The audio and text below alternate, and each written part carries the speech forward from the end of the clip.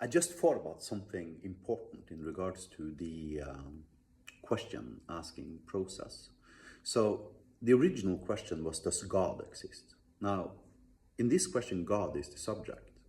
Now, we can actually, according to the grammatical rules of the English language, we can exchange the subject of a sentence dynamically, just like Eliza was doing in 1969, for God's sake, right?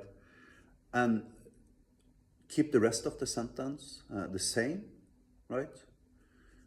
And actually regenerate the exact same answer, just changing the subject, right? And then we can have like a pool of like different ways to say the same, which are like templated English sentences or Arabic sentences for that matter, where we can like dynamically populate, subjects and, or we could explain the rules of the English language, all the grammatical rules indirectly by basically having one sentence, one like starting sentence from the language of every possible shape. You see, I've grown ridiculously good at being able to imagine how an LLM works inside of its mind, simply due to the fact of that I've created, I've spent 3,000 hours the last 18 months creating fine-tuning material and fine-tuning hundreds of times. So I have like an intuitive understanding of the internals of a neural network, an LLM specifically. And you see, what it needs is structures, new structures. That is true for programming language, and that is true for language, right? And if you try to like ask a linguistic that's like specializing in English, he'd probably say there are like, I don't know, 5 or 10 different types of structurally different sentences types, right? Okay, so all we need is like one of each, right? And from all of those, we can look at the subject or the verb as input arguments, the same way we do in functional programming. We have input arguments, and then we have output arguments being natural consequences.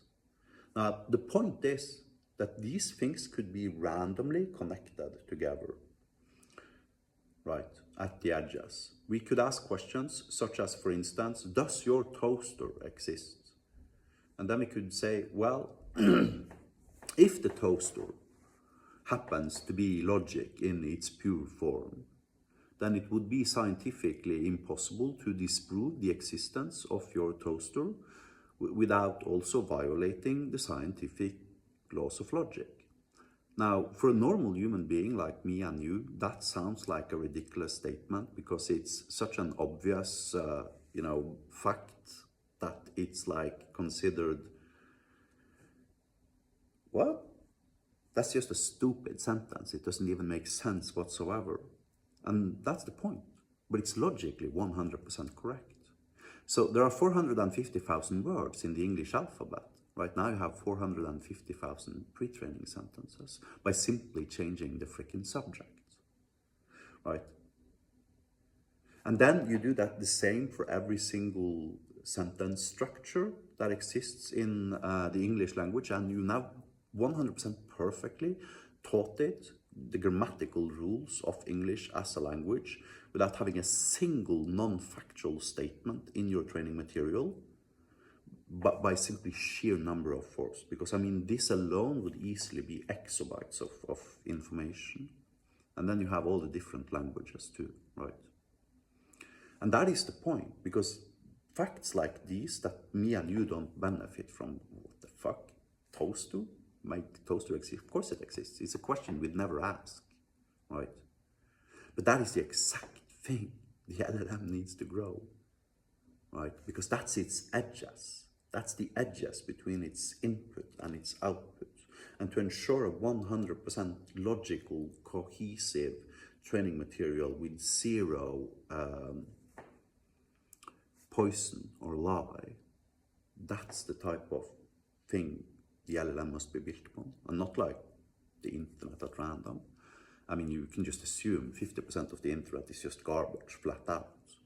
And this serves absolutely no purpose to the LLM whatsoever, and in fact it is poisoning its brain with it. Now the paradox is that this decouples us completely from the necessity of even needing to scrape the web in the first place at all. Because now you don't even need access to the web to generate infinite amount of 100% perfectly factually correct training material in the exabytes size ranges. And that's a pretty kick-ass thing if you ask me. I have a really good example about how this basically completely explodes the problem domain, right? And so imagine me asking this question, right? If I throw my coffee cup in the wall, will it break? Now the answer to that depends upon, you know, how fast did I throw the cup, and, you know, what was the wall made of, and how solid was the coffee cup, right?